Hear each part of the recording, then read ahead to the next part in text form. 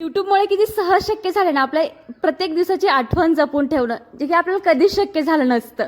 त्यामुळे युट्यूबला थँक्यू. पहा, आज आहे महाशिवरात्री आणि मागच्या वर्षी इथेच उभं राहून मी पूजा केली. मागच्या वर्षी मला 9वा महिना चालू होता. अगदी मला चालता बसता काही येत नव्हतं, पण तरी मी हळूहळू काम करणं माझं चालू होतं. मी अगदीच पूर्ण बेड रेस्ट नव्हता घेतला कधीच.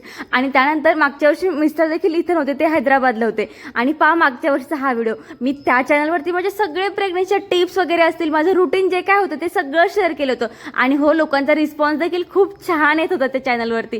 आणि पहा, किती दिवस बदलतात ना लवकर, कळत देखील नाही. मागच्या वर्षी कोण असेल, काय असेल, असं बाळ कसं होईल वगैरे सगळं असं टेन्शन होतं. पण ह्या वर्षी बाळ माझ्या हातामध्ये आहे. खरंच किती पटपट दिवस बदलतात ना. आज महाशिवरात्रीला असं काही त्यांनी एवढे मोठे चिकू आणले होते. माझं असं होतं की एवढे चिकू कोण खाणार, एवढं कशाला आणायचं. त्यांचं असं की आणणार तर खूपच, नाही तर मग नाही असं आहे. आणि त्यानंतर मग म्हटलं बापरे, ह्या चिकूचं करायचं काय, खराब नको व्हायला.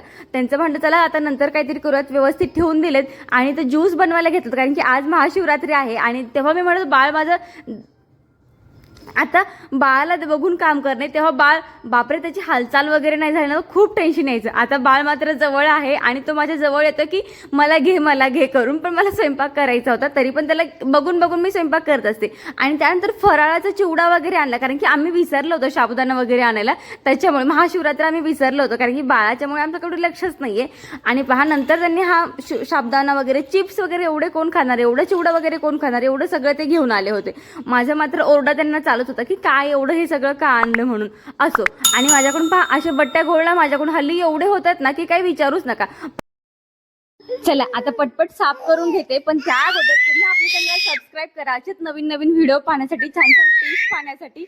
आणि हा माझी मदरहुड जर्नी तुमच्यासोबत मी सगळी शेअर करणार आहे. त्यासाठी चॅनलला प्लीज सबस्क्राईब करा, लाईक करा. तुमचा एक लाईक मला खूप मोटिवेशन देते नेक्स्ट व्हिडिओ बनवण्यासाठी. चला आपण भेटूयात नेक्स्ट व्हिडिओमध्ये. आणि हा छान असा फराळ मी ज्यूस पिला होता, कारण की येणे एक वेगळीच एनर्जी होते. आणि त्याचबरोबर आज फराळचा माझ्या आवडीचा भगरीचा भात देखील बनवला होता. चला भेटूयात नेक्स्ट व्हिडिओमध्ये. बाय. चॅनलला सबस्क्राईब आणि लाईक करायला विसरू नका बरं. चला.